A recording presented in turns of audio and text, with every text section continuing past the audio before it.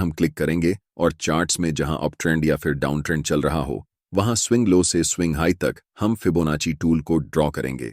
ये फिबोनाची की default setting है जो कि हमें चार्ट्स पर बहुत ज़्यादा कम्प्लेक्स लग रही है, इसलिए हम इसके सेटिंग को ओपन करेंगे और जो रेशो लेवल हमारे काम की है हम सिर्फ उसे ही रखेंगे। 0.382 लेवल को हम रिमूव करेंगे, फिर 1 से ज़्यादा जितने भी रेशो हैं उन सब को रिमूव करेंगे सिर्फ एक को छोड़कर जो है 1.618। नेक्स्ट हम दो और रेशो को रिमूव करेंगे 0.236 और 0.786। अब हमारे फिबोनाची सेटिंग में सिर्फ 5 लेवल्स हैं और अगर हम चाहें तो हम इनके बैकग्राउंड को भी रिमूव कर सकते हैं जिससे चार्ट और क्लीन लगे और फिर हम ओके कर देंगे और इनमें से जो हमारे काम की लेवल्स हैं सिर्फ वही बचे हैं। इस टूल को हम दो तरह से इस्तेमाल करते हैं। फिबोनाची रिट्रेसमेंट जो हमें बताता है कि मार्केट में हमें कहाँ एंट्री करनी है, यानी कि फिबोनाची रिट्रेसमेंट लेवल हमें एक इंपॉर्टेंट सपोर्ट एरिया चार्ट्स पर आइडेंटिफाई करने में मदद करता है। और दूसरा इस्तेमाल है फिबोनाची एक्सटेंशन का, जिसे हम ट्रेड को एग्जिट करने के लिए इस्तेमाल करते हैं। ये हमें मार्केट में इंपॉर्टेंट रेजिस्टेंस लेवल ढूंढने में मदद करता है। सबसे पहले बात करते हैं फिबोनाची रिट्रेसमेंट की, जिससे हम मार्केट में एंट्री करेंगे। जब प्राइस अप ट्रेंड में रहती है तब इस टूल को हम ड्रॉ करते हैं, जिसमें 1 रेशो लेवल स्विंग लो पर होती है और 0 रेशो लेवल स्विंग हाई पर होती है। इन दोनों लेवल के बीच में दो मोस्ट इंपॉर्टेंट लेवल होते हैं, एक 0.5 और दूसरा 0.618।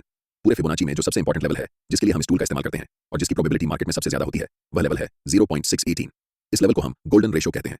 इसी कारण प्रोफेशनल ट्रेडर्स इस लेवल का इस्तेमाल करके ट्रेड में एंट्री लेते हैं, जिससे उनके ट्रेड की प्रॉफिटेबल होने की संभावना सबसे ज्यादा होती है। मार्केट कभी भी एक डायरेक्शन में लगातार नहीं जाती है। मार्केट हमेशा रिट्रेस करती है, उसके बाद फिर से रैली करती है, फिर से पुल बैक करती है और फिर से रैली करती है। ये मार्केट का स्ट्रक्चर होता है और इसी पुल बैक का फायदा उठाकर मार्केट में एंट्री ली जाती है और ट्रेंड के साथ ट्रेड किया जाता है, जिससे ट्रेड में प्रॉफिट होने की चांसेस 80 से 90% तक होती हैं। जब प्राइस रिट्रेस करके 0.5 और 0.618 लेवल के बीच में आती है और उस समय हमें कोई बुलिश सिग्नल मिलता है, जैसे बुलिश एंगल्फिंग कैंडलस्टिक पैटर्न या हैमर कैंडल पैटर्न, तब हम उस बुलिश कैंडल के ऊपर जब अगली कैंडल क्लोज होती है उस समय मार्केट में बाय पोजीशन बनाते हैं। हमारा stop loss recent swing low के नीचे होता है और अगर यह लो टूट जाता है तो यह संकेत है कि मार्केट अब ट्रेंड चेंज करने वाली है या फिर मार्केट साइडवेज होने वाली है। अब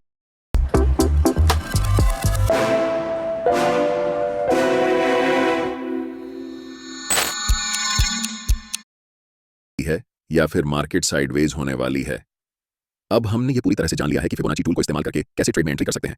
आगे मैं बताऊंगा कि कौन से इंडिकेटर्स के साथ मिलाकर इस टूल को ट्रेड करना चाहिए ताकि आपको सबसे बेहतर रिजल्ट मिल सके।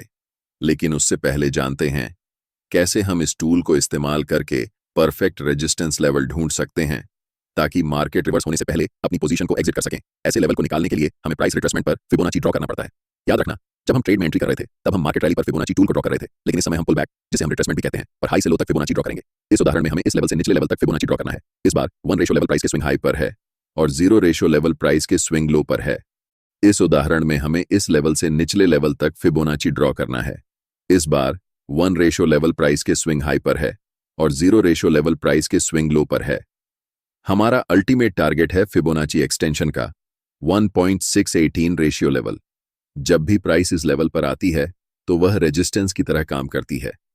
हालांकि फिबोनाची एक्सटेंशन लेवल की प्रोबेबिलिटी लगभग 25% के आसपास होती है, जिस कारण ज्यादातर ट्रेडर्स स्विंग हाई पर ही अपना प्रॉफिट बुक कर लेते हैं। लेकिन अगर आप चाहें तो इस लेवल पर 50% क्वांटिटी बुक कर सकते हैं और एक्सटेंशन लेवल पर 1.6 और 18 पर पूरी क्वांटिटी बुक कर सकते हैं, जिससे आपके प्रॉफिट बड़े साइज में होंगे। अब आपको पता चल गया है कि फिबोनाची रिट्रेसमेंट और फिबोनाची एक्सटेंशन के बारे में, जिससे आप मार्केट में परफेक्ट एंट्री और एग्जिट कर सकते हैं। लेकिन जैसा कि मैंने पहले बताया था, फिबोनाची टूल को अकेले यूज नहीं करना चाहिए। जब तक हम इसके साथ प्राइस एक्शन को नहीं जोड़ते तब तक